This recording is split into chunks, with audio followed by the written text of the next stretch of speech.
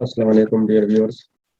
आज हम M cat ई cat और बाकी भी जितने भी एंट्री टेस्ट है, नेस्ट है, ठीक है, इंजीनियरिंग और मेडिकल यूनिवर्सिटी में जितने भी एडमिशन के टेस्ट टेस्ट है, उसमें जो डिस्टेंस और डिस्प्लेसमेंट के हवाले से जो क्वेश्चन आते हैं पेपर में, हम डिस्टेंस और डिस्प्लेसमेंट का कंसेप्ट इंशाल्लाह वाज़ा करेंगे। और इस पे जो क्वेश्चन आते हैं, जितने भी क्वेश्चन, ज़्यादातर फोकस करेंगे कि क्वेश्चन के थ्रू कंसेप्ट को ज़्यादा एक्सप्लेन किया जाए। तो मैं इसको डिफरेंस के फॉर्म में, इन दोनों के कंपैरिजन के फॉर्म में इसको एक्सप्लेन करने की कोशिश करूंगा।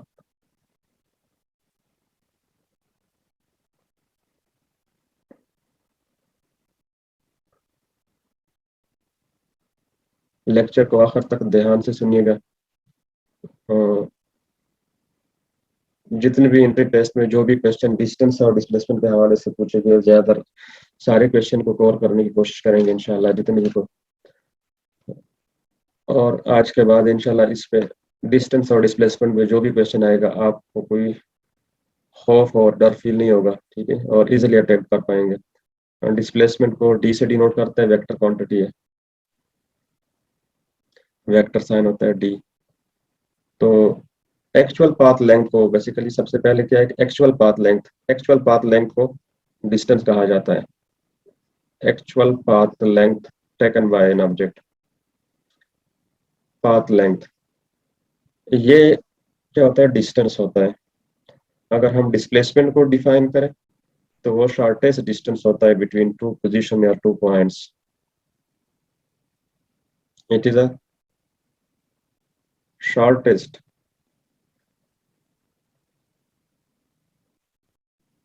शॉर्टेस्ट पाथ समझ लीजिए, ठीक है, या distance, shortest path between two points, between two points are positions. Two points और पोजीशन के दरमियान जो शॉर्टेस्ट डिस्टेंस होता है या पाथ होता है। इसको एग्जांपल से देके एक तो एक और दो तीन डिफरेंस आप याद रखें, बेसिक जो चीज़ है वो तो पहले आपको पता होनी चाहिए, जो स्कूल फिजिक्स में आपने पढ़ी है।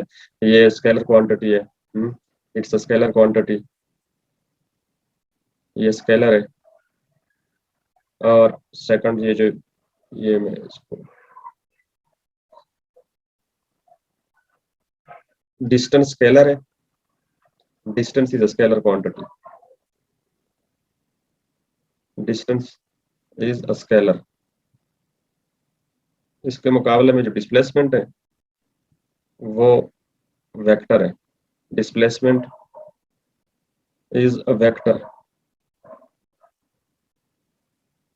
ठीक है। इसके अलावा आपको इसका यूनिट दोनों का सेम है, कंपैरिजन में इसे डिस्कस किया तो ये चीजें भी साथ हो जाए, ताकि यूनिट इसका मीटर है, डिस्प्लेसमेंट का भी यूनिट क्या है, डिस्प्लेसमेंट का भी यूनिट मीटर ही है, ठीक है। तो यूनिट सेम है दोनों का। सिमिलरली डायमेंशन भी सेम हो जाता है। हमारे लेक्चर का मकसद ये चीजें नहीं है, क्योंकि ये तो आपको ऑलरेडी पता है। इनका डायमेंशन, मैंने डायमेंशन को शॉर्टकट दिया, एम से डिनोट किया, और इसका भी डायमेंशन लेंथ ही है, ठीक है। तो डायमेंशन दोनों का सेम है। अच्छा, और बहुत से पॉइंट्स है, ये तो मैंने बेसिक चीजें आपको बताई है। अब एग्जाम्पल से इसकी थोड़ा सा इसकी वजाहत करूंगा, ठीक है, कि डिस्टेंस और डिस्प्लेसमेंट में क्या फर्क है। ये एग्जांपल काफी हेल्प करेगी। देखें, लेट सपोज एक ऑब्जेक्ट है, स्टार्ट हो रहा है इस पॉइंट को लेट सपोज मैं नाम दे रहा हूँ पॉइंट ए से स्टार्ट हो रहा है, बी तक जाता है, फिर बी से सी तक जाता है, एक ट्राइंग ए से बी, फिर बी से सी, ठीक है। ये इसका एक्चुअल पाथ है। तो डिस्टेंस क्या होगा, फॉर एग्जांपल लेट सपोज मैं इसको नाम दे रहा हूँ 3 मीटर डिस्टेंस कवर किया फ्रॉम ए टू बी, और 4 मीटर डिस्टेंस ट्रेवल किया फ्रॉम बी टू सी। अब आपसे डिस्टेंस का पूछे तो आप इजीली बता सकते हैं कि टोटल कितना डिस्टेंस ट्रेवल किया है। टोटल डिस्टेंस कितना ट्रेवल किया, डिस्टेंस को एस से डिनोट करते हैं, तो आप सिंपल जवाब देंगे कि 3 metre for example long x axis है, और 4 मीटर लॉन्ग वाई एक्सेस है, तो ये तो 7 मीटर आया। ये इसका एक्चुअल पाथ लेंथ है। अब आपसे कोई डिस्प्लेसमेंट पूछे कि डिस्प्लेसमेंट बताए, तो शॉर्टकट पाथ है वो कौन सा है, फ्रॉम ए टू बी, ठीक है, ये वाला है। डिस्प्लेसमेंट चूंकि वेक्टर है, इसलिए वेक्टर साइन होगा ये डी, ठीक है। ये इसका तो ये आप इजीली फाइंड कर सकते हैं, ठीक है। इसका मैग्नीट्यूड, अब डिस्प्लेसमेंट का मैग्नीट्यूड क्या होगा, इस तरह क्या होगा कि हम सिंपल इसको ऐड करें। क्या हम इस सिंपल इसको ऐड कर सकते हैं 3 मीटर प्लस 4 मीटर? नहीं, फिर तो वो डिस्टेंस होगा। ये तो डिस्प्लेसमेंट को फाइंड करने का क्या होगा मैग्नीट्यूड, अगर डिस्प्लेसमेंट का फाइंड करना है तो वो क्या, कैसे हम फाइंड करेंगे, इस 3 मीटर का स्क्वायर प्लस 4 मीटर का स्क्वायर, तो डिस्प्लेसमेंट आ जाता है 9 + 16, ये 25 मीटर, ये 25 आता है, तो 25 का जब हम स्क्वायर रूट लेते हैं तो 5 मीटर, तो डिस्प्लेसमेंट देके कम आ गया, ठीक है। ये है डिस्टेंस और डिस्प्लेसमेंट में एग्जांपल के थ्रू मैंने आपको समझाया कि एक्चुअल क्या है। यहाँ पे आप देख रहे हैं कि डिस्टेंस ज्यादा है और डिस्प्लेसमेंट कम है। इस एग्जांपल से आपको एक चीज क्लियर कट नजर आ गई है कि यहाँ पे क्या हुआ। एक चीज आपने, ये बाद में चीजें बताऊंगा कि distance is greater then in this example displacement से। एक चीज,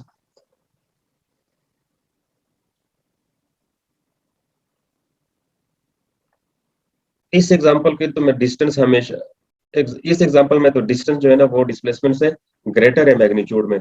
लेकिन हमेशा के लिए आपने याद रखना है ना, ऑलवेज, किसी भी, for any case in general, ठीक है ना, डिस्प्लेसमेंट हमेशा या तो लेस होगी इसकी वैल्यू, जो डिस्टेंस है विल बी लेस देन और इक्वल टू डिस्प्लेसमेंट। ये याद रखना, इट्स वेरी इंपॉर्टेंट। आपने याद रखना है कि डिस्टेंस हमेशा मैग्नीट्यूड में डिस्प्लेसमेंट से या तो ग्रेटर होगा या उसके बराबर होगा, यानी डिस्टेंस कभी लेस देन नहीं हो सकता डिस्प्लेसमेंट से मैग्नीट्यूड में। तो क्वेश्चन ये आते हैं, तो आपने ये पॉइंट याद रखना है, पॉइंट के फॉर्म में अपने ये वाले सारे पॉइंट्स याद रखने हैं, ठीक है। अब ये क्वेश्चन पूछा जाता है कि डिस्टेंस और डिस्प्लेसमेंट का रेशियो क्या होगा, what will be the ratio of distance और डिस्प्लेसमेंट। अगर मैं आपसे ये क्वेश्चन पूछूं कि डिस्टेंस और डिस्प्लेसमेंट का रेशियो बता दें, तो आप इजीली बता पाएंगे, क्योंकि अब आपको पता चल गया कि जो डिस्प्लेसमेंट है उसका मैग्नीट्यूड कभी ग्रेटर नहीं हो सकता, तो denominator is always less than और इक्वल टू, इक्वल हो सकता है। वो इक्वल वाला केस में बताऊंगा कि डिस्प्लेसमेंट और डिस्टेंस कब इक्वल होंगे। तो ये हमेशा इसका रेशियो हमेशा ग्रेटर देन और इक्वल टू 1 होगा। रेशियो इक्वल होंगे, याद रखें, ये तब इक्वल होंगे when an object moves along a straight path, straight line motion में, ठीक है, स्ट्रेट लाइन मोशन में हमेशा ये इक्वल होते हैं। यानी 1D मोशन में अगर स्ट्रेट लाइन मोशन हो तो तब जाके डिस्टेंस और डिस्प्लेसमेंट इक्वल होंगे, अदरवाइज ऑल अदर केसेस में डिस्टेंस हमेशा ग्रेटर होता है डिस्प्लेसमेंट से।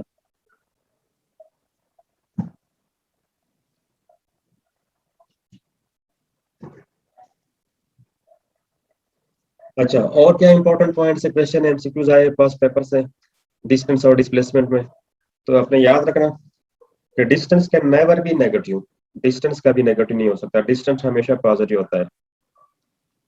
Distance can never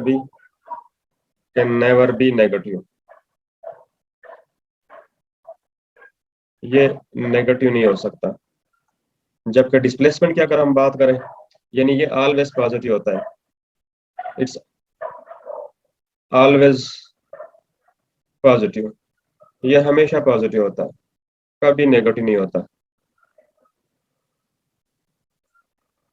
for a moving object, ठीक है। इसकी वैल्यू जीरो भी नहीं हो सकती, याद रखें, for a moving object distance, ठीक है, इसकी वैल्यू जीरो भी नहीं हो सकती, distance can not be zero, क्योंकि अगर बॉडी, लेकिन शर्त क्या है, कंडीशन ये होनी चाहिए, distance can not be zero for a moving object. अगर मैं फॉर अ मूविंग ऑब्जेक्ट ना लगे तो फिर तो हो सकता है केस, कौन सा केस हो सकता है, अगर बॉडी रेस्ट में हो, distance can not be zero, यहाँ पे मैं भूल गया, ठीक है, can not be zero for a moving object, तो डिस्टेंस जीरो नहीं हो सकता, ये वाला केस।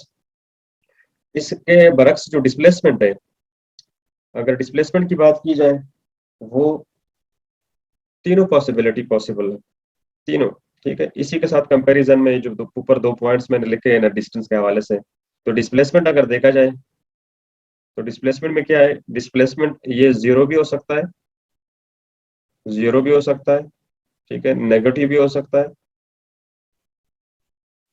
और ये पॉजिटिव भी हो सकता है।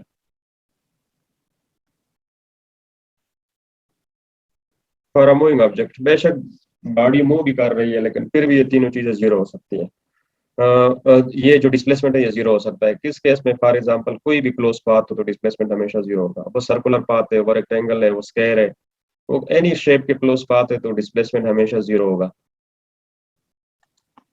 ठीक है, तो ये पॉइंट आपने याद रखने, डिस्प्लेसमेंट इज जीरो। काफी इंपॉर्टेंट पॉइंट्स है ये, पास पेपर के एमसीक्यूज वाले पॉइंट्स है जो आपने एमडी के टी के। डिस्प्लेसमेंट इज जीरो, ये जीरो होता है फॉर एनी क्लोज पाथ। तो ज्यादातर क्वेश्चन वो सर्कल के आते हैं, ठीक है, सर्कल के मोशन के, आपको सर्कुलर पाथ के, तो उसमें भी क्या है, हमेशा डिस्प्लेसमेंट जीरो होता है। और हम ये भी आगे पढ़ेंगे तो उसकी वजह से फिर वर्क डन भी जीरो हो जाता है। तो displacement is zero for any close path.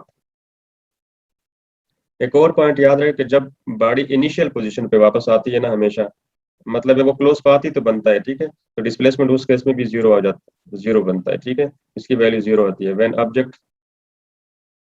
An object, ये बात असल में ऊपर वाली बात क्लोज पाथ वाली बात हो रही है तकरीबन से। When an object return to its initial position, अगर इनिशियल पोजीशन पे, तो फिर क्या होगा, डिस्प्लेसमेंट हमेशा जीरो होगा। Then displacement will be zero. ये सारे पॉइंट्स वन बाय वन में एक्सप्लेन करूंगा एग्जांपल के थ्रू, ठीक है। फॉर एग्जांपल इस पॉइंट का तो आप इजी है, लेट सपोज ये एक ऑब्जेक्ट है, पॉइंट ए पे लोकेशन है इसकी, ठीक है, ये बी तक जाता है, ये पॉइंट बी तक जाता है, ठीक है, ये सेकंड पॉइंट पॉइंट बी है, वापस आता है, मैं नीचे इसी पाथ के अलांग वापस आता है। लेट सपोज मैं कलर चेंज कर रहा हूँ, ठीक है, ये ए टू बी गया, ए टू बी अलांग ये वाला डायरेक्शन हुआ, वापस आता है बी टू ए, ठीक है, तो वापसी का मैंने कलर चेंज कर दिया, व्हाइट कर दिया, ठीक है, ये वापस आता है वापस इसी पॉइंट, तो कितना टोटल डिस्प्लेसमेंट हुआ है, जीरो तो हुआ है, ठीक है, डिस्प्लेसमेंट। लेकिन पाथ कितना होगा, डिस्टेंस क्या होगा, डिस्टेंस जीरो नहीं होगा इसमें। फॉर एग्जांपल लेट सपोज ये 5 मीटर डिस्टेंस है बिटवीन ए एंड बी, तो ये अगर डिस्प्लेसमेंट में ऐड करूंगा तो डिस्प्लेसमेंट तो मैं वेक्टर फॉर्म में ऐड करूंगा डिस्प्लेसमेंट, क्योंकि ये पॉजिटिव आई एक्सेस के लाएंगे तो मैं इसको ऐसे ऐड करूंगा 5 i यूनिट वेक्टर, ये ए टू बी वाला हुआ, ए टू बी, ठीक है, अब 5, और फिर मैं ऐड करूंगा 5 i यूनिट वेक्टर लेकिन नेगेटिव साइन के साथ। क्यों? क्योंकि जब ये बी टू ए जाएगा, ये वाला, चलो मैं इसको अलग तरीके से, ये जो दोबारा ये चीज मैंने लिखी है, ठीक है, ये जो मैंने 5i लिखा है ये ए टू बी है, मैं इधर ही डिनोट कर रहा हूँ, ठीक है, 5i+5i जो है ये ए टू बी है, ये -5i unit, unit I is unit vector along x axis, ये क्या है, बी टू ए। इस केस में क्या हो जाएगा, डिस्प्लेसमेंट जीरो हो जाएगा, लेकिन डिस्टेंस क्या होगा, डिस्टेंस दोनों केस में ऐड हो जाएगा, 5+5, फॉर एग्जाम्पल अगर ये मीटर में है तो ये 10 मीटर हो जाएगा, ठीक है। तो क्लोज पाथ में इन्होंने क्लोज पाथ बनाया है, ठीक है ना, एक्चुअली क्या हुआ, मतलब है ना, ए टू बी गया यू, ठीक है, फिर वापस आया बी टू ए, तो ये क्लोज क्लोज पाथ बनता है, ठीक है।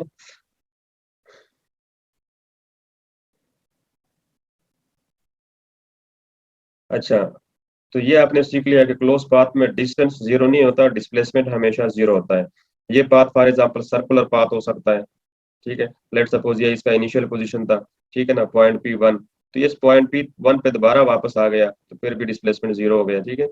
सिमिलरली फॉर एग्जांपल ये स्क्वायर फॉर्म पाथ है, ठीक है ना, ए टू बी जाता है, बी टू ए जाता है, A to B, B to C, C to D, फिर डी से वापस ए आता है, तो इस केस में भी क्या डिस्प्लेसमेंट जीरो होगा लेकिन डिस्टेंस जीरो नहीं होगा।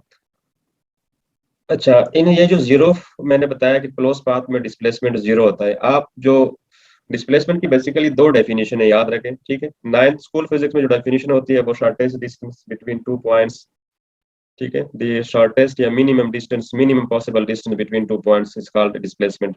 जो सेकंड डेफिनेशन है डिस्प्लेसमेंट की, जो कि ज्यादा जनरल है और ज्यादा अच्छी डेफिनेशन है फर्स्ट ईयर की बुक में, ठीक है, वो क्या है, उसी से हम ज्यादातर क्वेश्चन सॉल्व कर लेते हैं। Displacement basically change in position को कहते हैं, किसको कहते हैं, चेंज इन पोजीशन को, डेल्टा आर से मैं डिनोट करता हूँ चेंज इन पोजीशन को, ठीक है। तो ये जो चेंज इन पोजीशन है बेसिकली ये किसके इक्वल होता है, R2 - R1 के इक्वल होता है। अब मैं इसको थोड़ा सा एक्सप्लेन करने की कोशिश करूंगा डायग्राम से। तो डिस्प्लेसमेंट की दो डेफिनेशन है, तो shortest distance between two points, और दूसरी जो डेफिनेशन है displacement is a change in position. ये कैसे हो सकता है? फॉर एग्जांपल यहाँ पे हम फिर कोऑर्डिनेट एक्सेस का कंसेप्ट ड्रा करते मेंशन करते हैं, ठीक है, याद रखें। फॉर एग्जांपल लेट सपोज ये एक्स वाई कोऑर्डिनेट सिस्टम में ये ओरिजिन है, ठीक है। लेट सपोज ये कोई पॉइंट है, यहाँ पे कोई भी पॉइंट इसकी लोकेशन है, लेट सपोज ये पॉइंट है, ठीक है, पॉइंट ए इनिशियल पोजीशन है। तो इस ये पॉइंट ए के कोऑर्डिनेट्स के विद रिस्पेक्ट टू ओरिजिन, इनके कोऑर्डिनेट्स, इसका जो पोजीशन वेक्टर है वो क्या बनेगा? इसका जो पोजीशन वेक्टर है वो R1 से डिनोट कर रहा हूँ। यानी ये पोजीशन वेक्टर क्या बताता है? फॉर एग्जांपल अगर मैं डायरेक्शन को इंडिकेट कर दो नॉर्थ, यहाँ पे सॉरी ये ईस्ट है, ईस्ट वेस्ट नॉर्थ और साउथ, ठीक है, ये डायरेक्शन का कन्वेंशन होता है, ईस्ट वेस्ट, ठीक है। लेफ्ट और राइट वर्ड हमने ईस्ट वेस्ट डिनोट करते हैं, अप एंड डाउन जो है ना वो साउथ है। बेसिकली ये टू डायमेंशन है, तो इसलिए आप हम इस तरह ड्रॉ करते हैं आसानी के लिए। तो ये हमें ये बताता है कि ये ऑब्जेक्ट कोऑर्डिनेट एक्सिस का फायदा ये होता है कि पता चल जाता है कि ऑब्जेक्ट ईस्ट की तरफ है, वेस्ट की तरफ है, नॉर्थ है या साउथ है, किस तरफ है, ठीक है, तो उसे पता चल जाता है। तो इसकी ये लोकेशन है, लेट सपोज के कोऑर्डिनेट कोई भी कोऑर्डिनेट है, लेट सपोज कोई भी पॉइंट हो सकता है ये, फॉर एग्जांपल वाई में 3 है और एक्स एक्सिस में 2 है, ठीक है। ये पोजीशन लेट सपोज चेंज करता है आफ्टर सम टाइम, ये ए टू बी जाता है, ये इसकी फाइनल पोजीशन है। लेट सपोज इसके कोऑर्डिनेट्स बन गए ये, लेट सपोज वाई में जो है ना ये 1 है, एक्स में लेट सॉरी ये जो ऊपर मैंने डिनोट कर दिया ये इसको कोऑर्डिनेट ज्यादा मुनासिब होगा कि ये क्या होगा 2,3, क्योंकि वाई में ज्यादा किया हुआ है ना, ठीक है। अलॉन्ग वाई एक्सेस कितना है 3 होना चाहिए, और एक्स एक्सेस में 2 होना चाहिए, क्योंकि एक्स एक्सेस में ज्यादा कवर नहीं हुआ है। फॉर एग्जांपल ये 1 और ये 2, और वाई एक्सेस में 1 2 और ये 3, ठीक है। तो इस तरह आपने याद रखना। तो कोऑर्डिनेट से तो मैंने समझाने के लिए, वैसे जनरली आप कोई भी ले सकते हैं। तो लेट सपोज ये एक्स एक्सेस में यहाँ पर लेट सपोज मैं देखो ये 3 हो गया, और वाई एक्सिस में लेट सपोज ये 1 तक आया, ठीक है, क्योंकि यहाँ पे आपको नजर आ रहा है कि लेट सपोज ये 1 है, 2 है, 3 है, और ये 4 तक आया, ठीक है। तो ये इसकी फाइनल पोजीशन है, ठीक है। तो फाइनल पोजीशन, अब इसका पोजीशन वेक्टर क्या होगा? इसका जो पोजीशन वेक्टर होगा ये R2 होगा। R2 इसकी फाइनल पोजीशन है। यानी इसका मतलब है कि अगर यहाँ पे कोई बंदा है ओरिजिन पे, ठीक है, यानी यहाँ पे देखने वाला ऑब्जर्वर यहाँ पे है, व्यूअर यहाँ पे है, वो इसको देख रहा है एक ऑब्जेक्ट को, एक ऑब्जेक्ट पॉइंट ए पे लोकेटेड है इनिशियली, बाद में उसने पोजीशन चेंज कर दी, पॉइंट बी तक गया है, तो उसको नजर आया कि इसकी लोकेशन में, इसकी पोजीशन में कितना डिफरेंस आया है। तो ये जो डिफरेंस आ गया ए टू बी, वो क्या है? डेल्टा आर के इक्वल है। किसके इक्वल है? हम इंटरेस्टेड है ये वाला डिस्टेंस फाइंड करने में, क्योंकि डिस्प्लेसमेंट तो ये है, इस बंदे के लिए कितना ये ऑब्जेक्ट डिस्प्लेस हुआ है, ए टू बी डिस्प्लेस हुआ है, पहले ए पे था बाद में बी पे था, ठीक है। तो ये डेल्टा आर, जो कि डेल्टा आर को मैं डी से भी डिनोट करते हैं हम, ठीक है। तो delta R change in position is called displacement, तो मैंने इसको डिनोट कर दिया बी से। तो अब अगर आप इस डायग्राम में देख लें तो आप वेक्टर से इजीली आप निकाल सकते हैं। देखें, फर्स्ट वेक्टर आपका हेड टू टेल रूल है, ये आपका लेट सपोज फर्स्ट वेक्टर है R1, ठीक है, मैं रीड्रा कर रहा हूँ R1, ये पहला वेक्टर हुआ, हेड टू टेल रूल मिलाया हमने। ये दूसरा वेक्टर हुआ, लेट्स मैं इसको डी से डिनोट कर रहा हूँ, ठीक है, डिस्प्लेसमेंट वेक्टर है। और फिर ये आखिर में क्या है? ये चीज आ गई है, कितना? R2 आया। तो आप इजिली इस ट्राइंगल से आप निकाल सकते हैं कि इसमें क्या बन रहा है। ये जो R2 वेक्टर है ये इसका रिजल्टेंट वेक्टर बन जाता है, यानी हम लिख सकते हैं कि R1 vector plus D vector is equal to R2 vector, ठीक है। तो ये R2 वेक्टर, यहाँ से अगर आप डिस्प्लेसमेंट वेक्टर की वैल्यू निकालें तो डिस्प्लेसमेंट वेक्टर क्या बनेगा? R2 minus R1, change in position, final position vector minus initial position vector, तो ये वैल्यू आ गई डिस्प्लेसमेंट की। डिस्प्लेसमेंट क्या आया? Final position vector minus initial position vector, ये डिस्प्लेसमेंट की वैल्यू आ गई है। अच्छा, ये थोड़ा सा टाइम तो चलो है, लेकिन आपको बेसिक कंसेप्ट क्या बताना था, क्लोज पाथ वाली बात है, ठीक है। क्लोज पाथ में डिस्प्लेसमेंट क्यों जीरो होता है? वो इसलिए जीरो होता है कि देखिए फॉर एग्जांपल एक point let suppose initially location ये है और फाइनली लेट सपोज वो वापस आ जाता है इसी पोजीशन पे, ठीक है, इसी पॉइंट पे वापस आ जाता है ऑब्जेक्ट। तो यहाँ पे आप देख सकते हैं कि इसकी पोजीशन वेक्टर दोनों सेम है। इनिशियली फॉर एग्जांपल ये R1 इसका पोजीशन वेक्टर है, तो फाइनली भी इसकी पोजीशन वेक्टर यही है, यानी सेकंड की पोजीशन वेक्टर दोबारा वापस, अगर मैं इसको इनिशियल पोजीशन वेक्टर नाम दे दो और इसको फाइनल पोजीशन वेक्टर नाम दे दो, ठीक है, तो दोनों क्या है? सेम है। इसीलिए अगर मैं डिस्प्लेसमेंट को डिफाइन कर दूं, फाइनल पोजीशन वेक्टर, ठीक है, माइनस इनिशियल पोजीशन वेक्टर, हमेशा फाइनल माइनस इनिशियल होता है, या R2 माइनस R1 या फाइनल माइनस इनिशियल, एक ही बात है। तो दोनों सेम है, क्योंकि दोनों इक्वल है, इनिशियल और फाइनल पोजीशन वेक्टर दोनों सेम है, तो इसलिए क्या है, आर आई की जगह में, आर एफ की जगह भी मैं आर आई पुट करूंगा, ठीक है, क्योंकि दोनों सेम है, इनिशियल और फाइनल दोनों सेम है, ये माइनस साइन है, माइनस आर आई, तो दोनों सेम होने की वजह से क्या है, कैंसिलेशन हो जाएगी, आर आई माइनस आर आई से कैंसिल होकर डिस्प्लेसमेंट जीरो होगा, ठीक है।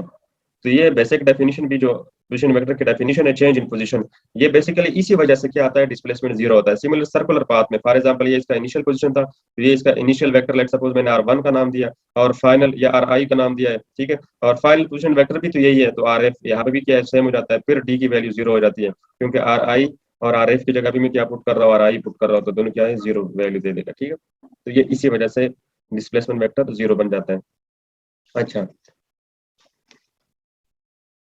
इसके अलावा डिस्प्लेसमेंट जो है ना, वो पाथ डिपेंडेंट नहीं है, ये बहुत इंपॉर्टेंट बात है कि डिस्प्लेसमेंट पाथ पे डिपेंड नहीं करता, ठीक है। ये बेसिक डिफरेंस आपने याद रखना है इसमें, कि डिस्टेंस जो है ना, वो पाथ डिपेंडेंट है, डिस्टेंस पाथ डिपेंडेंट है, पाथ पे डिपेंड करता है, पाथ डिपेंडेंट है, जबकि डिस्प्लेसमेंट पाथ पे डिपेंड नहीं करता, डिस्प्लेसमेंट पाथ इंडिपेंडेंट चीज है,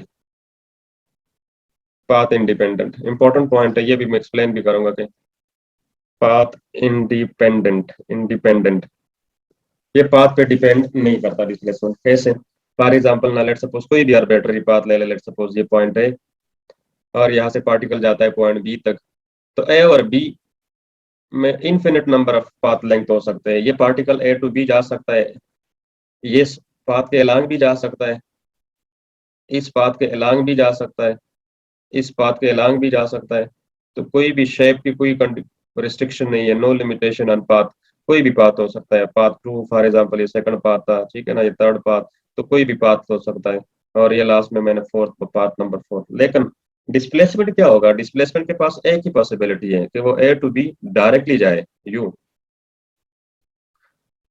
और कोई पॉसिबिलिटी नहीं है, क्योंकि मिनिमम पॉसिबल डिस्टेंस है, मिनिमम पॉसिबल पाथ लेंथ है, ठीक है, शॉर्टेस्ट डिस्टेंस है बिटवीन टू पॉइंट्स है, तो ये सिर्फ डिस्प्लेसमेंट हो सकता है, तो ठीक है, ये आपने ये चीज वाजे करनी है। इसीलिए कभी कभी कहते हैं ना कि डिस्प्लेसमेंट जो है ना, वो सिंगल वैल्यू फंक्शन है, सिंगल वैल्यूड है, इसकी वैल्यू सिंगल है, ये भी आपने याद रखना है कि डिस्टेंस जो है ना, वो उसके बहुत सारी वैल्यूज हो सकती है, मैनीज वैल्यूज फंक्शन है, ठीक है। तो डिस्टेंस क्या है, इसकी वैल्यूज बहुत सारी हो सकती है, डिस्टेंस की वैल्यू देखिए कितने पाथ हो सकते हैं, जितने इनफिनिट नंबर ऑफ पाथ हो सकते हैं, इसकी वैल्यूज बहुत सारी हो सकती है, मैनी वैल्यूज क्वांटिटी है, या मैनी वैल्यूज फंक्शन है, लेकिन डिस्प्लेसमेंट की सिर्फ एक ही पॉसिबिलिटी है, वो शॉर्टेस्ट वाला, सिंगल वैल्यूड है।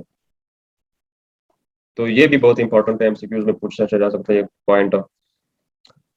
अच्छा, नेक्स्ट, अगर मैं आपसे क्वेश्चन स्टार्ट करूं, ठीक है ना, जो पास्ट पेपर के क्वेश्चन है, स्पेशली डिस्टेंस और डिस्प्लेसमेंट के हवाले से, तो क्वेश्चन स्टार्ट कर लेते हैं। काफी ज्यादा ऊपर जो मैंने क्वेश्चन आपसे पूछा एमसीक्यूज, वो बहुत इंपॉर्टेंट है, याद रखिएगा, ठीक है, आपको काफी ज्यादा हेल्प करेगी, किसी बुक को पढ़ने की जरूरत ही नहीं कि अगर आप ये टॉपिक को, जो पॉइंट्स मैंने आपको एक्सप्लेन करके बताए ना, इसके अलावा और कुछ भी नहीं आ सकता डिस्टेंस और डिस्प्लेसमेंट में। अच्छा,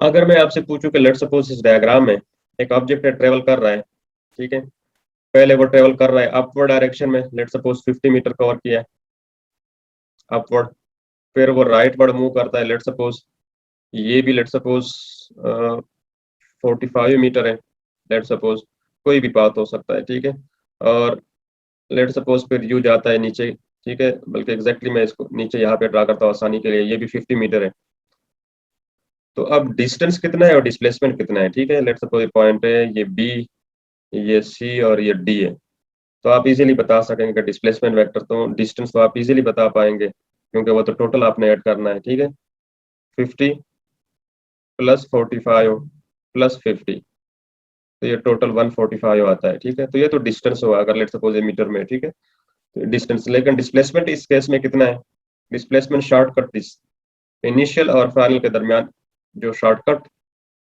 पाथ लेंथ है वो है, और इसकी वैल्यू कितनी है, क्योंकि ये वाली साइड 45 वाली साइड और ये नीचे वाली साइड, ये बिल्कुल लेंथ में इक्वल है, मैग्नीट्यूड में इक्वल है, तो डिस्प्लेसमेंट की वैल्यू क्या होगी, डिस्प्लेसमेंट का जो मैग्नीट्यूड होगा वो 45 मीटर ही होगा।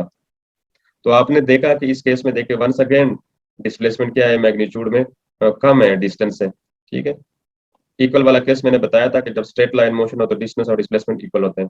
अब वो नेगेटिव वाला केस जो मैंने आपको कहा था कि डिस्प्लेसमेंट नेगेटिव हो सकता है लेकिन डिस्टेंस नेगेटिव नहीं हो सकता, तो वो भी एक एग्जांपल के थ्रू मैं आपको समझा देता हूँ, ठीक है। काफी अच्छी एग्जांपल है, काफी ज्यादा आपका कंसेप्ट क्लियर करेगा। तो मैं कोऑर्डिनेट एक्सेस में सेकंड क्वेश्चन है मेरा आपसे, ठीक है, कि इसमें आपने डिस्टेंस और डिस्प्लेसमेंट दोनों फाइंड करने हैं, ठीक है। तवज्जो करें, आप वीडियो को स्टॉप करें और आप क्या करें, खुद सॉल्व करने की कोशिश करें। 2-3 मिनट आप इसको, ज्यादा से ज्यादा 3 मिनट से ज्यादा नहीं लगने चाहिए दोनों को कैलकुलेट करने में, ठीक है। वैसे क्वेश्चन तो 1 मिनट का है। सपोज ये ओरिजिन है, स्टार्टिंग पॉइंट है। इनिशियली ओरिजिन को चलो मैं पॉइंट ओ से डिनोट कर रहा हूँ, ठीक है। लेट्स सपोज इनिशियली कोई पार्टिकल है, कोई ऑब्जेक्ट है जो ओरिजिन पे लोकेटेड है, जिस ये मूव कर रहा है ओरिजिन से राइट की तरफ, और ये 40 मीटर डिस्टेंस ट्रेवल कर रहा है, 40 मीटर 40 मीटर डिस्टेंस ट्रेवल कर रहा है टुवर्ड्स राइट। लेट्स सपोज इसको पोजीशन को मैं पॉइंट ए का नाम दे रहा हूँ, ठीक है। ये ऑब्जेक्ट यू टर्न लेता है, वापस आता है इसी पाथ के अलांग, लेकिन मैं नीचे डिनोट कर रहा हूँ इसको, ठीक है। रिटर्न वाला पाथ को चलो मैं वाइट करता हूँ, इसी पाथ के अलांग वापस आता है, तो मैं और राइट करने की बजाय इसको मैं नीचे डिनोट कर रहा हूँ ऐसे। ये वापस आके ये यहाँ तक वापस आता है, ठीक है। मतलब है ये वापस इस पॉइंट तक आया, इसी पाथ के अलांग आया, तो मैंने इसलिए नीचे डिनोट कर दिया। तो ये जाने का रास्ता था और ये वापस आने का रास्ता है। अब मैंने आपको कहा था कि ये 40 मीटर गया है अलोंग एक्स एक्सेस, तो 40 मीटर तो अलोंग एक्स एक्सेस हुआ, कोऑर्डिनेट इसका एक्स ये बन गया, वाई कोऑर्डिनेट इसका जीरो है। हमें पता है कि कोई एक्स एक्सेस पे वाई की वैल्यू हमेशा जीरो होती है, यानी ये जो 40 है ये एक्स है, ये एक्स कोऑर्डिनेट है, और जीरो जो है ना ये वाई कोऑर्डिनेट है, ठीक है। अब यहाँ पे कितना डिस्टेंस ट्रेवल सपोज करें, लेट सपोज कि ये 30 तक नेगेटिव एक्स एक्सेस में आया, ये नेगेटिव एक्स एक्सेस है और ये पॉजिटिव एक्स एक्सेस है, ठीक है। ये पॉजिटिव एक्स एक्सेस है, तो इसके कोऑर्डिनेट्स क्या होंगे, ये फाइनल पॉइंट है, इसके मैं बी से डिनोट कर रहा हूँ, ये 30, 0, ये है इसके कोऑर्डिनेट्स। अब आप डिस्टेंस और डिस्प्लेसमेंट इसमें फाइंड आउट करें। शाबाश, वीडियो को स्टॉप करें और कोशिश करें कि इसमें देखें डिस्प्लेसमेंट नेगेटिव आएगा और डिस्टेंस तो कभी नेगेटिव हो नहीं सकता, क्योंकि हमने टोटल पाथ लेंथ को डिफाइन करना होता है। अच्छा, बच्चों को अक्सर ये यूनिट वेक्टर आई में डिफिकल्टी पेश आती है, तो मैं थोड़ा सा डिनोट कर रहा हूँ क्योंकि यहाँ पे डिस्प्लेसमेंट वेक्टर क्वांटिटी है, तो मैं यूनिट वेक्टर आई भी हम लिख सकते हैं ऐसे कि हमेशा याद रखें कि जो यूनिट वेक्टर आई है वो हमेशा हम यूज करते हैं एलांग यूनिट वेक्टर आई, जो पॉजिटिव यूनिट वेक्टर आई है वो एलांग एक्स एक्सेस होता है, एलांग पॉजिटिव एक्स एक्सेस, ये याद रखना है, ठीक है। I unit vector along positive x axis, और negative i unit vector along negative y x axis, along negative x axis, ये याद रखना। Similarly plus j unit vector along positive y axis होता है और minus j unit vector along negative y axis होता है। तो मींस के अब हम अगर कोऑर्डिनेट्स को इसको मैं डिनोट तो कैसे, ये 40 आई इसके साथ आई तो हम लिख सकते, डिस्प्लेसमेंट वेक्टर में ऐसे लिख सकता हूँ। डिस्टेंस, चलो सबसे पहले डिस्टेंस फाइंड करते हैं। डिस्टेंस तो बहुत ईजी है, देखें कितना गया है, सबसे पहले डिस्टेंस को फाइंड करना है। तो 40 मीटर गया है, 40 मीटर गया है, फिर ये 40 मीटर वापस आया है, ठीक है। 40 मीटर टुवर्ड्स राइट, फिर 40 मीटर टुवर्ड्स लेफ्ट, ओरिजिन की तरफ कम बैक यू टर्न लिया, फिर ओरिजिन पे ये स्टॉप नहीं किया है बल्कि ये 30 metre 30 metre along negative x axis गया है। तो कितना बनेगा ये 40 प्लस 40 प्लस 30, तो अगर ये, तो ये 110 मीटर 110 मीटर बन जाता है अगर ये डिस्टेंस मीटर में मेजर करें, यूनिट अगर हम मीटर लें, ठीक है। लेकिन डिस्प्लेसमेंट कितना होगा इसमें, डिस्प्लेसमेंट कितना होगा, अगर मैं डिस्प्लेसमेंट को यहाँ पे पूछो आपसे तो बहुत सारे बच्चे मिस्टेक कर जाएंगे। वो क्या पूछेंगे, कोऑर्डिनेट्स गलत, वो उसको इनिशियल और फाइनल याद रखें कि डिस्प्लेसमेंट को हमेशा इनिशियल और फाइनल पोजीशन पर डिपेंड करते हैं कि बॉडी इनिशियली कहाँ पे थी और फाइनली कहाँ पे है। इनिशियली बॉडी कहाँ पे थी, ओरिजिन पे, और ओरिजिन के कोऑर्डिनेट्स कितने हैं, 0, 0, 0। बच्चे क्या मिस्टेक कर जाएंगे, ये या तो 40 ए और बी में निकालेंगे या ओरिजिन में और इसमें निकाल देंगे, ठीक है। तो आपने याद रखना है ये इनिशियल पोजीशन है इसकी। तो displacement vector change in position between initial position and final position है। तो अब डिस्प्लेसमेंट को कैसे हम निकालेंगे, देखिए आपने फाइनल इनिशियल वेक्टर को आपने लिखना है। देखिए इनिशियल वेक्टर अगर मैं वेक्टर लिखूँ ना, R1 लिखूँ, ठीक है ना, इसको R1 वेक्टर, तो ये 0 आई यूनिट वेक्टर और प्लस 0 जे यूनिट वेक्टर लिखूंगा, कोऑर्डिनेट एक्सेस को यूनिट वेक्टर के फॉर्म में, ठीक है, वेक्टर के फॉर्म में। सिमिलरली अगर R2 को लिखूंगा तो R2 कितना बन रहा है, मैंने 40 इसको नहीं लिखना, ठीक है, ये फाइनल, अब मैंने कहा कौन सा लिखना है, फाइनल कहाँ पे, बी, ठीक है, तो इनिशियल पोजीशन क्या है, ओ, ओरिजिन है, और फाइनल पोजीशन ये है, ठीक है ना, तो मैं यहाँ पे लिख लेता हूँ, ये फाइनल पोजीशन है,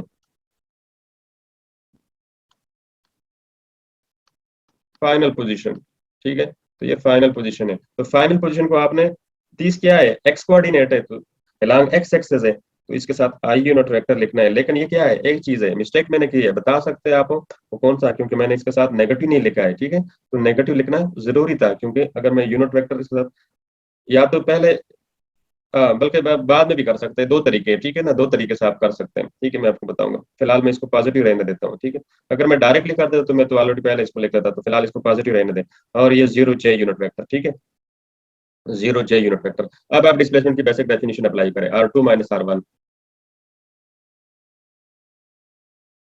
R2 - R1, तो वैल्यू क्या आती है, R2 - हाँ, ये नेगेटिव साइन लिखना जरूरी है वरना मिस्टेक हो जाती है, ठीक है, वैल्यू पॉजिटिव आ जानी है, R2 - R1, ठीक है, अगर नेगेटिव साइन आप नहीं लेते, बाद में इक्वेशन के थ्रू क्या है, साइन उन्होंने पॉजिटिव आना है, जो कि गलत हो जाएगा, तो R2 की वैल्यू है -30 I unit vector plus 0 J unit vector, minus, ये जीरो है, 0, 0 को माइनस करना है, तो जीरो तो कोई फर्क नहीं पड़ेगा, -0, ठीक है, ये भी जीरो हो जाएगा, मतलब है ये दोनों दरमियान में हम प्लस लिखेंगे, ठीक है, 0 J यूनिट वेक्टर। अच्छा, तो देख रहे हैं आप, इस जीरो को माइनस करने से कोई फर्क नहीं पड़ेगा, तो वैल्यू क्या आती है, -30 I कैप, ये डिस्प्लेसमेंट की वैल्यू आ गई है, ठीक है, जीरो माइनस करने से -30 पे कोई फर्क नहीं पड़ा, देख लिया कि डिस्प्लेसमेंट क्या आया, नेगेटिव आया। अच्छा, ये डिस्प्लेसमेंट, इस एग्जांपल से बहुत सारे डाउट्स क्लियर हो जाते हैं।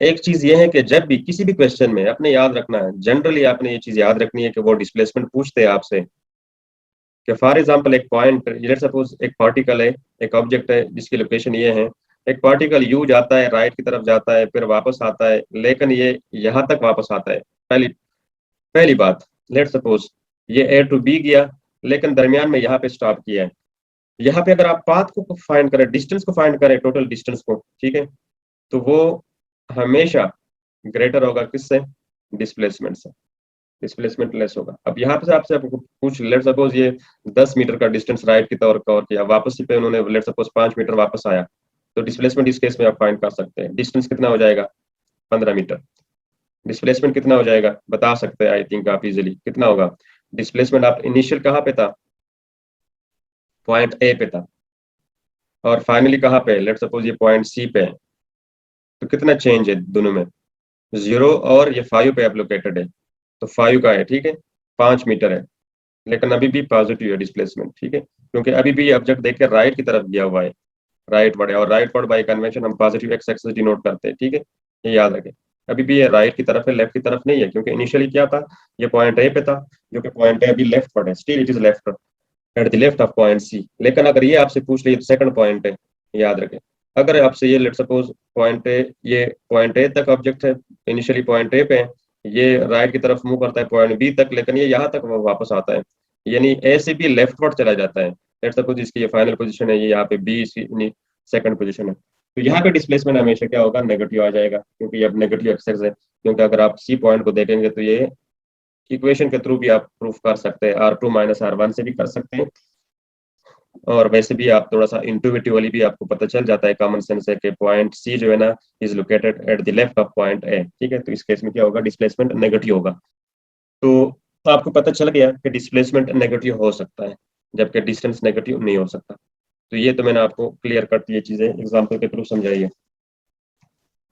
अच्छा, तो आई थिंक डिस्टेंस और डिस्प्लेसमेंट के हवाले से मैंने question exam point of view से आपको काफी ज्यादा इंपॉर्टेंट चीजें बताई है, लेकिन एक चीज अब रहती है एग्जाम पॉइंट ऑफ व्यू से जो कि बहुत ज्यादा इंपॉर्टेंट है, यही एग्जाम का हॉट फेवरेट मतलब है टॉपिक होता है, कि वो डिस्टेंस और डिस्प्लेसमेंट जब पूछते हैं तो सर्कल के हवाले से पूछते हैं, ठीक है, तो डिस्टेंस और डिस्प्लेसमेंट का सर्कल में कंसेप्ट, अब बहुत मजेदार गेम शुरू होने वाली है, आपने याद रखना है, ठीक है, डिस्टेंस एंड डिस्प्लेसमेंट, अलग मैं इसको नाम दे रहा हूँ, distance displacement in a circle, but video को लाइक कीजिएगा, ठीक है, चैनल को सब्सक्राइब भी कीजिएगा, और इस टॉपिक को अब आप देख लें, मजा आने वाला है, ठीक है।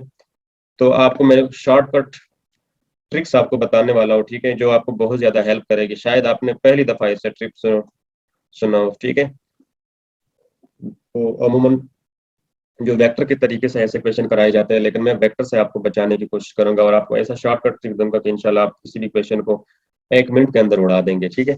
तो लेट सपोज सर्कल का केस है। सर्कल में अक्सर वो डिस्टेंस और डिस्प्लेसमेंट का पूछते हैं। तो सबसे पहले जो मैं केस पूछूंगा कि डिस्टेंस और डिस्प्लेसमेंट फाइंड करें, डिस्टेंस और डिस्प्लेसमेंट फाइंड करें, ठीक है। किसमें? इन 1/4 रोटेशन में, इन 1/4 रोटेशन में ये पूछते हैं। 1/4 रोटेशन, क्वेश्चन ये आता है 1/4 रोटेशन में। एक क्वेश्चन ये आता है।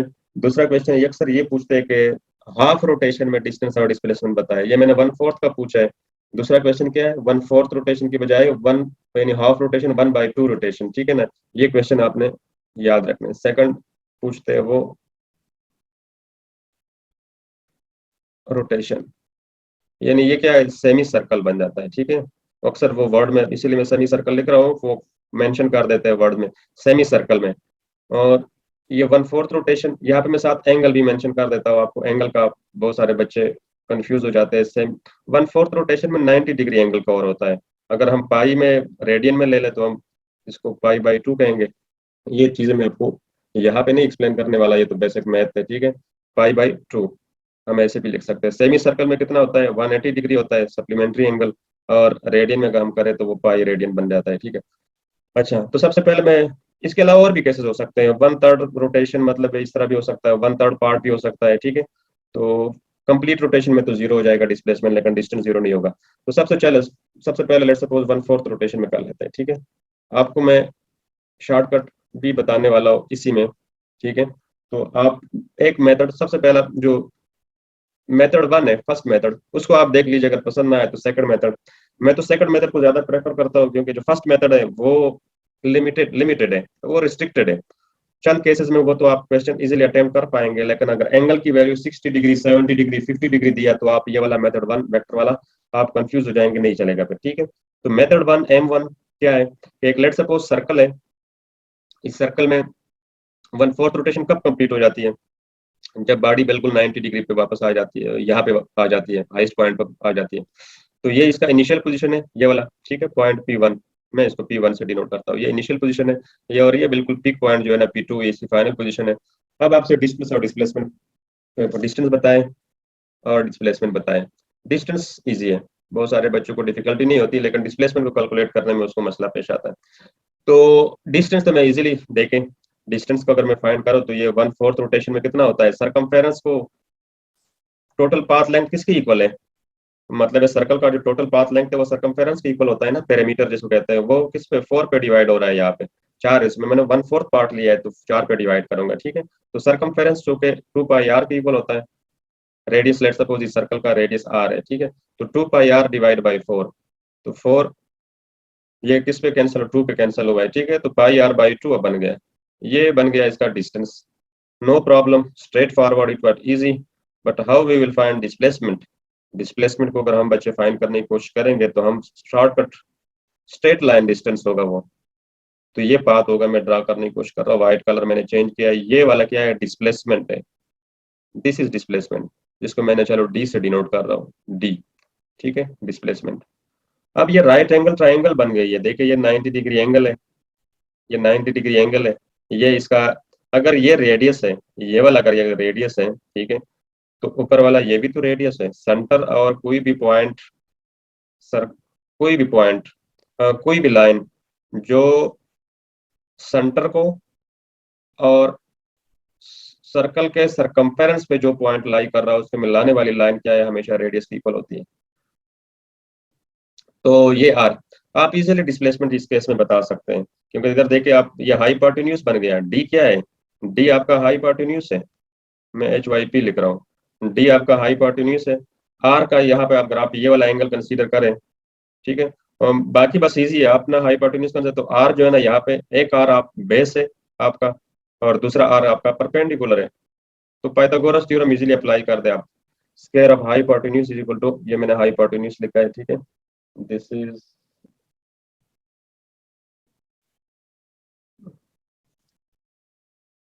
अच्छा, तो क्या करेंगे आप, square of base plus square of perpendicular.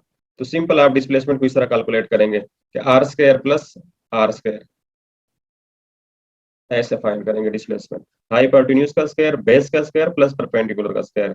Perpendicular भी रेडियस के इक्वल है और बेस भी, और परपेंडिकुलर भी आर के इक्वल है और बेस भी आर के इक्वल है। तो ठीक है, तो इससे वैल्यू क्या आती है, हमने तो डी फाइंड करना है, डिस्प्लेसमेंट का मैग्नीट्यूड फाइंड करना है, तो हमने दोनों साइड का स्क्वायर रूट लेना है। तो स्क्वायर रूट से क्या चीज आ जाती है, देखें क्लियर कट आपको नजर आ रहा है कि ये 2 अंडर रूट 2 आर आ जाता है, अंडर रूट, ठीक है, ये 2 आर स्क्वायर बन जाएगा ऐसे, और ये D is equal to under root 2 are.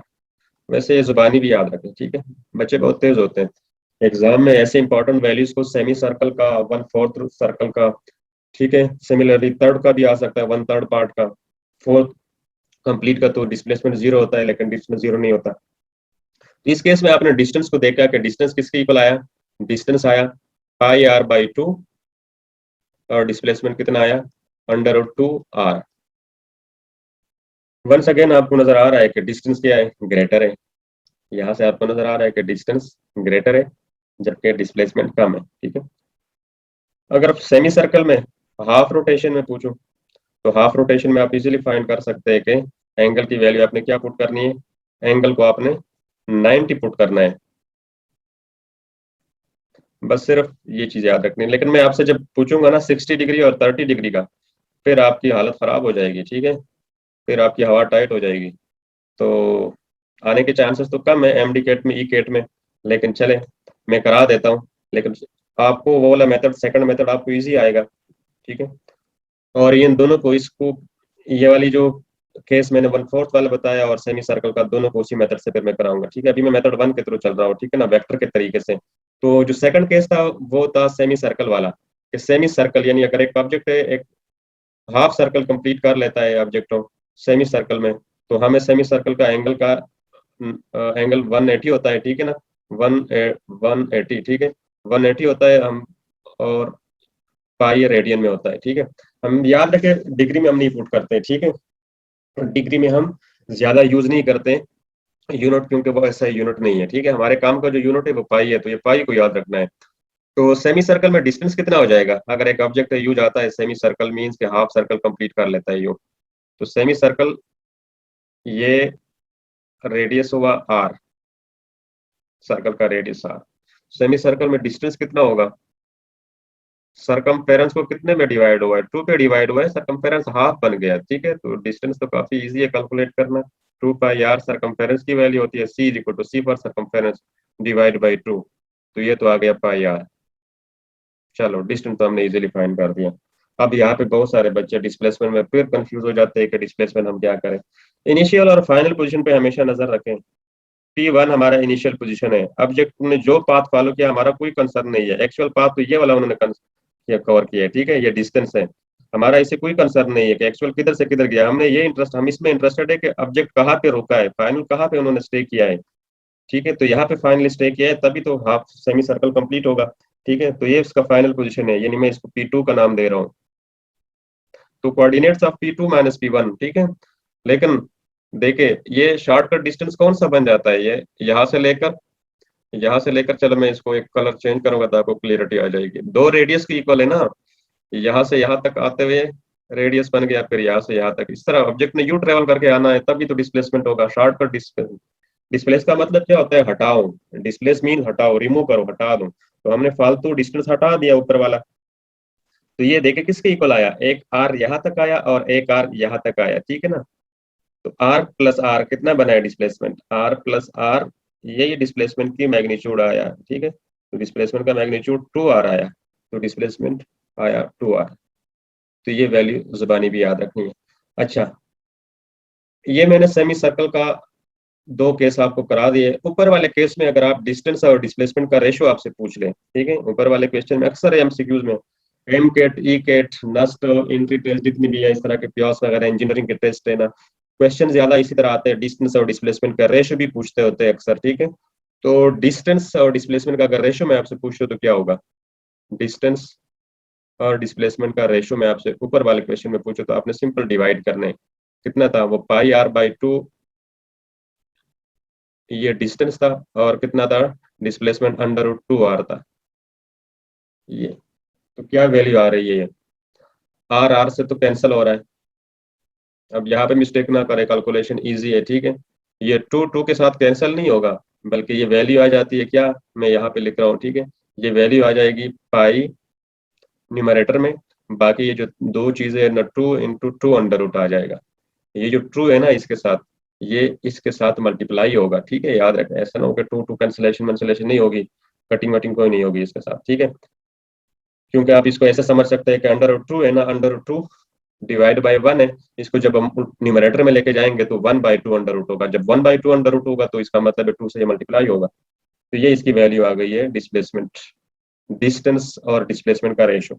तो जरूरी नहीं है आपसे डिस्प्लेसमेंट और डिस्टेंस का रेशो पूछ सकते हैं, ठीक है। हम क्या करते हैं, चीजों को सही एनालिसिस करें, हमेशा याद रखें, अपने आप को महदूद ना रखें, ठीक है। तो डिस्प्लेसमेंट क्वेश्चन को कई तरीके से एनालिसिस करें, तो ये डिस्प्लेसमेंट और डिस्टेंस का रेशो भी आ सकता है, तो वो आप वो खुद कर लें। आई थिंक अब आपको इजी होगा, कोई मुश्किल नहीं होगा, काफी ज्यादा प्रैक्टिस हो गई है। अच्छा, अगर मैं इस क्वेश्चन को, नीचे वाले क्वेश्चन में अगर डिस्टेंस और डिस्प्लेसमेंट का रेशो आपसे पूछो, डिस्टेंस और डिस्प्लेसमेंट का रेशो, तो क्या होगा। देखें, डिस्टेंस कितना था, डिस्टेंस की वैल्यू क्या आई थी, आई थिंक डिस्टेंस की वैल्यू आई पाई आर, ठीक है। तो हम इजीली फाइंड कर सकते हैं, देखें, पाई आर डिस्टेंस है और 2r क्या है, इसका डिस्प्लेसमेंट है। तो आर आर से कैंसिल हो गया और ये आ गई है वैल्यू पाई/2।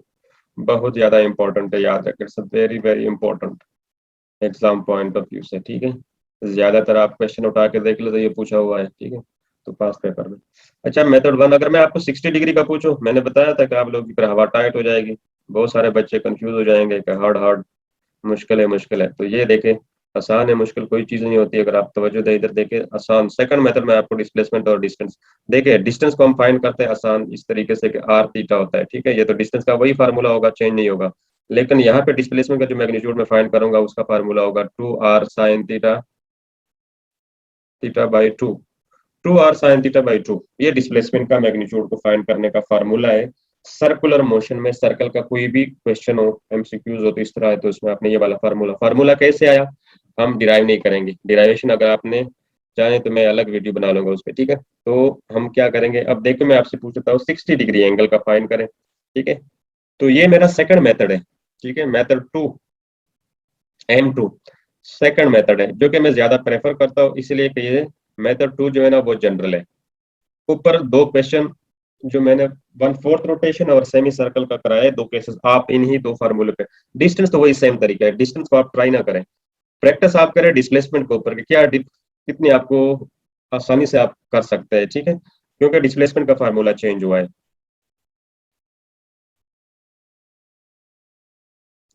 डिस्टेंस का चेंज नहीं हुआ है, ठीक है। तो इसमें आप देखें, जो डिस्प्लेसमेंट है, अगर मैं आपसे एंगल 60 डिग्री का पूछूं तो 60 डिग्री के लिए फाइंड कर दें, 60 डिग्री का, तो आप क्या करेंगे, 60 डिग्री को इस फार्मूले में सिंपल पुट करेंगे, ठीक है, ऊपर वाले दोनों फार्मूले में, 1 में भी और 2 में भी, इन दोनों फार्मूले में देखें। अगर मैं डिस्टेंस वाले में पुट कर दूं 60 का, तो आपने कैसे लिखना है, ये इक्वेशन जो S is equal to R theta है, इसमें एंगल का यूनिट हमेशा रेडियन में होना चाहिए, अदरवाइज ये इक्वेशन वैलिड ही नहीं है, ये इक्वलिटी होल्ड ही नहीं कर पाएगी, ठीक है। तो हमेशा ये इक्वेशन तब वैलिड होता है जब एंगल का जैसा यूनिट यूज करेंगे यानी रेडियन, तब जाके हम इस इक्वेशन को S is equal to R theta लिख सकते हैं। सिमिलरली यहाँ पे भी एंगल क्या है, हमेशा हम पुट करेंगे किसमें, रेडियन में, लेकिन यहाँ पे कटिंग की वजह से देखे आपको बताऊंगा, जरूरत नहीं पड़ेगी सेकंड केस में।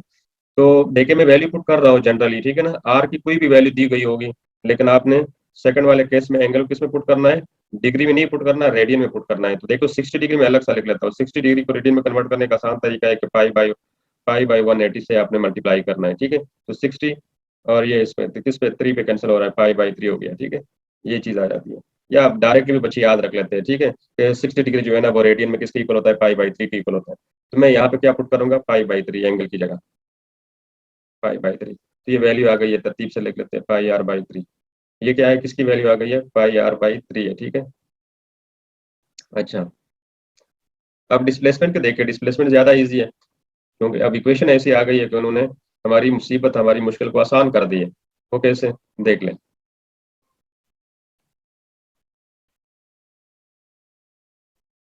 अच्छा, तो देखें, डिस्प्लेसमेंट को फाइंड करना आसान है, इस पर मूल्य ने आसान किया, वरना बहुत मुश्किल हो जाता, वेक्टर के तरीके से कर लेते हैं। तो displacement two R sine 60 degree by two, क्योंकि थीटा बाई टू है, मैंने बताया आपको कि यहाँ पे रेडियन में कन्वर्ट करने की जरूरत ही नहीं है साइन की वजह से। ये कितना आया, 2r sin theta sine 30 degree आया, ठीक है। फार्मूले में मैंने वैल्यू पुट कर दी, फार्मूला नंबर 2 में। तो साइन 30 किसके इक्वल आ जाता है, साइन 30 की वैल्यू क्या है, 1/2 नहीं होता, 2r sin 30 1/2 होता है, ठीक है। तो ये 2 से कैंसिल हो गया, क्या वैल्यू आ गई है, डिस्प्लेसमेंट की वैल्यू आ गई है, आर के इक्वल आ गए। अब अगर इसी क्वेश्चन को 60 डिग्री वाला केस को, find displacement in when an object cover 60 degree of angle, ठीक है, ये केस क्या था, अगर ऑब्जेक्ट 60 डिग्री एंगल कवर करे फिर डिस्प्लेसमेंट, क्वेश्चन इस तरह आएगा ना। क्वेश्चन कैसे आएगा, क्वेश्चन ऐसे का, फाइंड डिस्टेंस एंड डिस्प्लेसमेंट, और और मैं इसका रेशो भी साथ पूछ रहा हूँ, ठीक है, एंड देयर रेशो, और इनका रेशो व्हेन एन ऑब्जेक्ट, जब when an object subtends an angle of 60 degree, या when an object covers when an object covers a path length equal to 30 degree angle, ठीक है। तो कोई भी मतलब लैंग्वेज में क्वेश्चन वो दे सकते हैं, तो इसके लिए आपने क्या यूज करना है, ये वाला मेथड यूज करना है, ठीक है। डायग्राम भी आप ड्रा कर सकते हैं, डायग्राम भी शायद आपको सिर्फ दिया होगा, अगर डायग्राम दिया है तो फिर तो इतनी लंबी चौड़ी स्टेटमेंट की जरूरत भी नहीं है, आप स्ट्रेट फॉरवर्ड आप इसको, बस आपसे ये लिखा होगा, find distance and displacement from with the help of the following figure. तो ये फॉर एग्जांपल ये 90 डिग्री हो गई है, 60 डिग्री का एंगल है, ठीक है। ऑब्जेक्ट की इनिशियल पोजीशन ये थी, लेट्स सपोज ये इनिशियल पोजीशन है, आईसीडी नोट कर दिया, फाइनली ऑब्जेक्ट यहाँ पे रुका है, ठीक है। इस केस में आपका जो आर्क लेंथ डिस्टेंस है ये कैलकुलेट करें, ये एस है, ठीक है, ये आपका एस हो गया, और ये आपका डिस्प्लेसमेंट हो गया। अब देखो मुश्किल क्यों है, मैंने आपको बताया था कि यहाँ पे आप नहीं कर पाएंगे, यहाँ पे ट्राइंगल की शेप ही कैसे देखो ना, खौफनाक किस्म की शेप आ गई इस तरह की, ठीक है। तो ये फॉर एग्जांपल ये इसका आर था, ये भी इसका आर था, ये इसका डिस्प्लेसमेंट बन गया। अब यहाँ पे तो पाइथागोरस थ्योरम नहीं यूज होगा, तो पाइथागोरस थ्योरम तो सिर्फ राइट एंगल ट्राइंगल पे यूज होगा। यहाँ पे मैंने कहा था कि बच्चों की हाथ टाइट हो जाएगी, क्योंकि वेक्टर से तरीके से नहीं कर पाएंगे, ये डिस्प्लेसमेंट जो है ना, डिस्प्लेसमेंट वेक्टर, ये आप अभी आप इस तरह नहीं फाइंड कर सकते कि हाई हाइपोटेन्यूज का स्क्वायर आर का स्क्वायर प्लस आर का स्क्वायर, ये अब नहीं कर पाएंगे, ठीक है, ये इसके इक्वल नहीं होगा। अब यहाँ पे ये वाला मेथड यूज होगा कि D is equal to 2r sin θ/2, यानी जो भी एंगल होगा उसका हाफ करना है। मैंने अगर आपको फॉर एग्जांपल 90 दिया है, तो 90 को आपने क्या करना है, 2 पे डिवाइड करना है, यानी 45 डिग्री, साइन 45 लेना है। तो 2r sin θ, यहाँ पे 2 भी है, ठीक है। तो ये जनरल फार्मूला है, ये किसी भी एंगल के लिए भी आप कर सकते हैं, 30 डिग्री हुआ, 60 डिग्री हुआ, ठीक है, 50, एनी आर्बिट्ररी एंगल, कोई भी एंगल हुआ, उसके लिए आप डिस्प्लेसमेंट को और डिस्टेंस को इजीली फाइंड कर सकते हैं। तो ज्यादातर तो क्वेश्चन मैंने आपको जो एग्जाम पॉइंट ऑफ व्यू से इंपॉर्टेंट क्वेश्चन थे, आई थिंक काफी ज्यादा मैंने करा दिए। तो लेक्चर की लेंथ ज्यादा बढ़ जाएगी, फिर बच्चे बोर हो जाएंगे, आई थिंक इट्स एनफ। अगर कोई क्वेश्चन हो, डाउट्स हो, तो आप पूछ सकते हैं कमेंट्स में, ठीक है। अल्लाह हाफिज।